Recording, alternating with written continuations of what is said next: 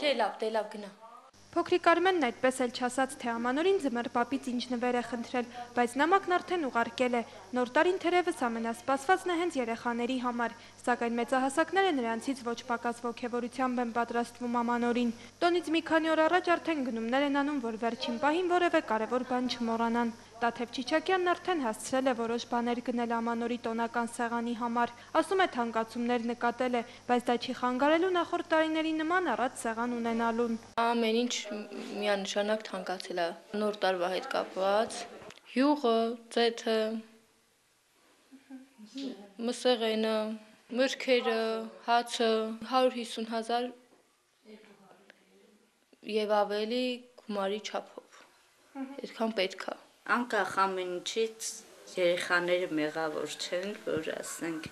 մի քիչ տարին այնպես չի, սկսած ամառվանից ամեն ինչ, ասենք, տարի քիչ էր, թե միրգը, թե ամեն ինչ, ու ասենք խանութներում այս տարի ամեն ինչ թանկ է, բայց դա չի խանգարում, որ երեխաներին ինչ որ չափ,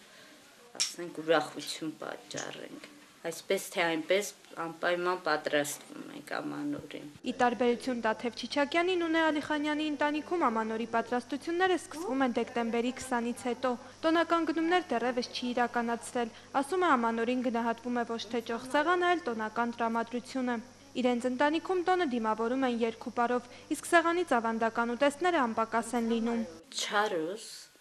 որ ասենք երեխեքը շատ են սիրում, սալատ, դե տոլման, մեր հայկական։ Այսօր եթե ամենաթեթևակի, որ ասենք սեղանին դրվի մի անգամ, թեկուզ որ երկրորդ անգամ նորից բան չարվի, ամենաքիչը ցանկացած ընտանիքում մինչև 100,000-ից, որովհետև միսը թանկ է, խմիչք, ամեն ինչ թանկ է, անցյալ տարի այսքան թանկ չէր, ասենք,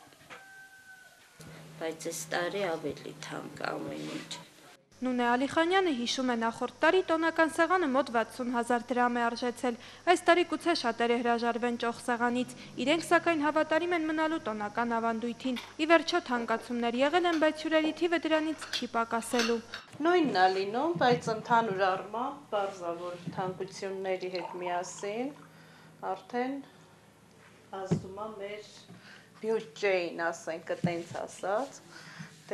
բոլոր ընտանիքներում ազդում է դա ասենք չի նշանակում ունևոր են կամ չունևոր։ Դե ավանդական գաթա ենք պատրաստում, տորթերը նախընտրում ենք պատրաստել մենք մեր ձեռքով, որպեսզի ասենք ավելորդ ծախսի միջոց չլինի։ Որ պետք է թխվածք թխենք, պեսոկի գինը բարձրացել էր մինչև 600 դրամ, տեղ կար նույնիսկ 700 դրամ, որ դա ասենք երևի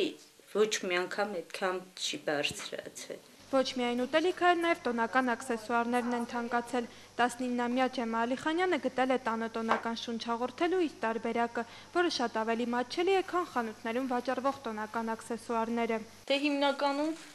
ավելի շատ տոնածառ պատրաստելու համար նայած էլի ամեն մեկս խոսքի կարող ենք հենց սարդերից պատրաստել, կարող ենք ինքնես ձեռքը նյութերով, ոսկի ժապավենից, ամեն ինչից էլ կարող ենք պատրաստել, խանութից որ գնենք ավելի թանկ լինի, բայց եթե մեր ձեռքով պատրաստում ենք, կարող ենք նույնիսկ վաճառում էլ եմ։ Ջեմա Ալիխանյանի համար տոնական թանկացումները ոչ մի նշանակություն չունեն, ասում է տոնական տրամադրություն մարդ ինքն է իր համար ստեղծում, եւ կարեւոր է ոչ թե սեղանի ճոխությունը կամ տան զարդարանքը, այլ հոգու ջերմությունն ու տոնական անկեղծ ժպիտը։ Եթե մեծ ակնկալիքով է սպասում, գները ինձ թվում է չի խանգարում, բայց իհարկե դա մի քիչ էլ գրպանին է ազդում էլի ավելի շատ։ Էմմա Պետրոսյան, Գևորգ Քոչինյան, լուրեր։